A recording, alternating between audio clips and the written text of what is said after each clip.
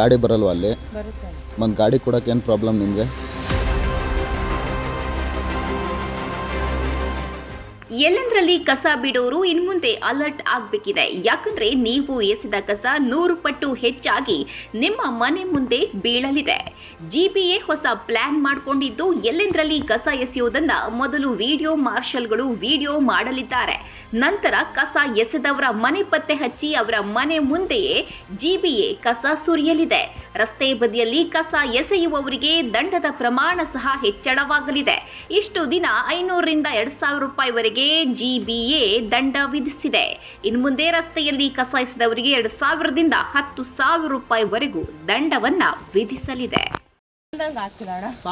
ಅಲ್ಲ, ನೀವು ಮನೆಯಲ್ಲಿ ಇಲ್ಲ ಮುಂದೆ ಗಾಡಿ ಬರಲ್ವಾ ಅಲ್ಲಿ? ಬರುತ್ತೆ. ಮತ್ತು ಗಾಡಿ ಕೊಡೋಕೆ ಏನು ಪ್ರಾಬ್ಲಮ್ ನಿಮಗೆ? ಅದು ನಾನು ಕೆಲ್ಸಕ್ಕೆ ಹೋಗ್ತೀನಿ. ಅಲ್ಲ, ಈ ಹುಡುಗರು ಇಷ್ಟೊಂದು ನೀಟಾಗಿ ಕ್ಲೀನ್ ಮಾಡ್ಕೊಂಡು ಹೋಗಿದ್ದಾರೆ.